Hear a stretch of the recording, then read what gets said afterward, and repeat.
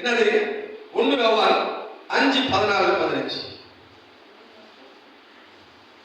5:14-15.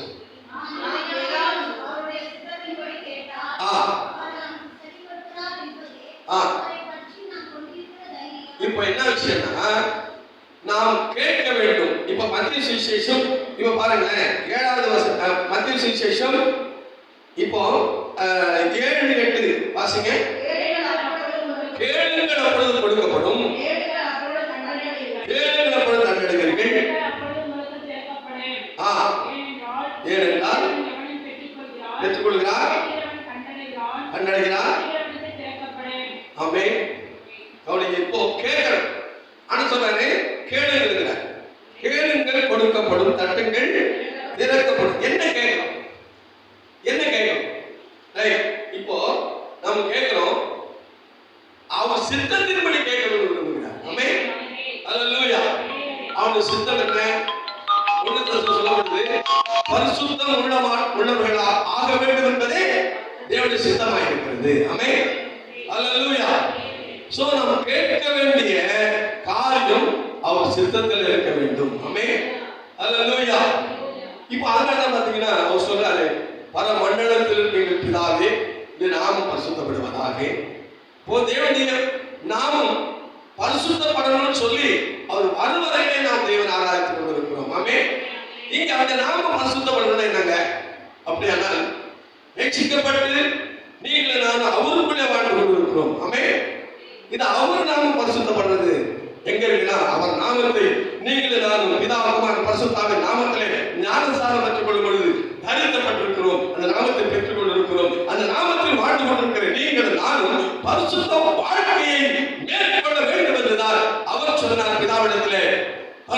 பிதாவே இந்த நாமம் பரிசுத்தப்படுவதாக. என் மூலமா உங்க நாமம் பரிசுத்தப்படுவது இயேசு சொன்னார். அந்த இயேசு சொன்ன வார்த்தையை நீங்கள் நான் கடைபிடிக்க வேண்டுமானால், நம் மூலமாய் நமக்குள்ளே இருக்கிற இயேசு பரிசுத்தம் அடைய வேண்டுமானால் நாம் பரிசுத்த வாழ்க்கை மேற்கொள்ள வேண்டும். ஆமென். ஹல்லேலூயா. ஹல்லேலூயா.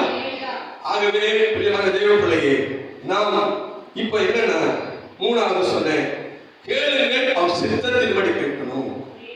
நாம பரிசுத்தமா வாழ்ந்து பரிசுத்த உண்மை நீதியை நிலைநாட்டி அவர் சித்தத்தின்படி நாம் கேட்போமானால் நிச்சயமா சொல்றேன், நாம் எதை கேட்கிறோமோ அதை பெற்றுக்கொள்ளலாம். அவர் சித்தத்தின்படி, அவர் சித்த பரிசுத்தம். அப்ப பரிசுத்தம் உண்மை நீதி இந்த மூன்றையும் நிலைநாட்டுகிற மக்களாய் நாம் நின்று கேட்போமானால் கேட்கிறது நாம் பெற்றுக்கொள்ள முடியும். ஆமென். 4வதாக மத்திய சுவிசேஷம் 7ஆம் அதிகாரம் 9-11 சீக்கிரம் வாசிங்க.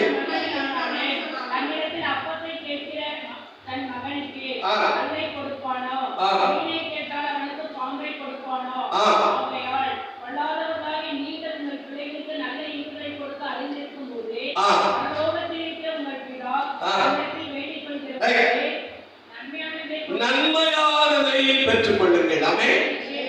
இப்போ 4வது நன்மையானதை பெற்றுக்கொள்ள வேண்டும். சோ நன்மையானதை பெற்றுக்கொள்ள வேண்டும். அப்படியானால் பொல்லாதவர்களாகிய நீங்கள் நன்மையை யோசிக்கும் பொழுது பரிசுத்தராகிய இயேசு அவர் நன்மை செய்வார்னு நமக்கு தெரியுமா தெரியாதா? தெரியும். ஆமென். அல்லேலூயா. சோ அதனால நேத்து கூட நான் சொல்லும்போது சொன்னேன், தேவனை பற்றிய அறிவுள்ளவர்களாய் மாற வேண்டும். ஆமென். அல்லேலூயா.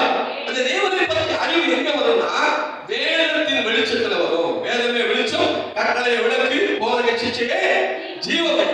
சோ வேத வெளிச்சத்திலே நாம் இருக்க வேண்டுமானால் வேதத்தை பற்றிய அறிவுள்ளவர்களாய் நாம் மாற வேண்டும். அப்ப வேதத்தை பற்றிய அறிவுள்ளவர்களாய் மாற வேண்டுமானால் இதுல ஆதியாகமம் முதல் வெளிப்படுத்தின விசேஷம் வரையில நன்மையும் இருக்கிறது, தீமையும் இருக்கிறது. தேவன் எழுதி வைத்து விட்டார்.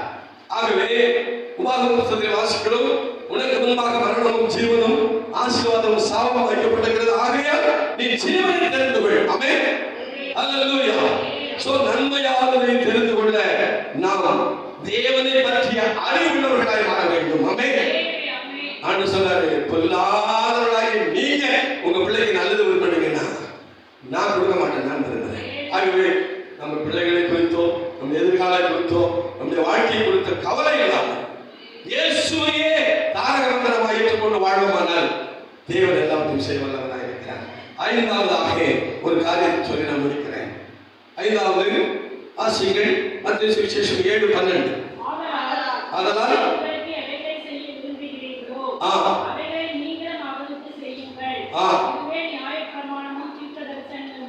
ஆமென், அல்லேலூயா. எதை விதைக்கிறோமோ அதை நான் அறுக்க முடியும். ஆமென். எதை மனுஷன் விதைக்கிறானோ அதைத்தான் நாம் அறுக்கலாம். நல்லதை விதைத்தால் நன்மைகளை அறுக்கலாம். கெடுதலை விதைத்தால் கெடுதலான காரியங்களை நம்முடைய வாழ்க்கையில வந்து சேரும். ஆகவே நாம் எதை பேசுகிறோம், எப்படி பேசுகிறோம், நம்முடைய நடை எப்படி இருக்கிறது, நம்முடைய பாவனை எப்படி இருக்கிறது, நாம் இடம் பொருள் ஏவல் அறிந்து நாம் பேசுகிறோமா என்று சொல்லி நாம் நம்மை நிதானித்து அறிய வேண்டும். ஆமென், அல்லேலூயா. ஆகவே பிரியமானவர்களே, இந்த 5 பாயிண்ட்லையும் அநேகர் இருக்கிறார்கள். அநேகர் இருக்கிறாங்க. இந்த 5 பாயிண்ட் எவ்வளவு பேர் இருக்காங்க? அநேகர் இருக்கிறாங்க. சிலர் இருக்காங்களா? நீங்க தான் முடிவு. இந்த 5 பாயிண்ட் சொன்னல, இந்த 5 பாயிண்ட்ல இடுக்கமான வாசல் வழியாய் உட்பிரவேசிக்கிறவர்கள் ஒரு சிலர். ஆமென். இப்ப நீங்க ஒரு சிலர் தான் வந்திருக்கிறீங்க. அந்த ஒரு சிலர் இந்த சத்தியத்தின்படி உங்கள் வாழ்க்கையை நீங்கள் நடக்க ஒப்பு கொடுப்பீர்கள். நிச்சயமா சொல்றேன், இயேசு அவர் சித்தத்தின்படி அவர் நன்மை செய்து உங்களை வாழ வைப்பார். ஆமென். ஆகவே நீங்கள் அதாவது அநேகராயிராமல் சிலராய் இருக்க உங்களை ஒப்பு கொடுங்க. கர்த்தர் பெரிய காரியத்தை செய்வார்.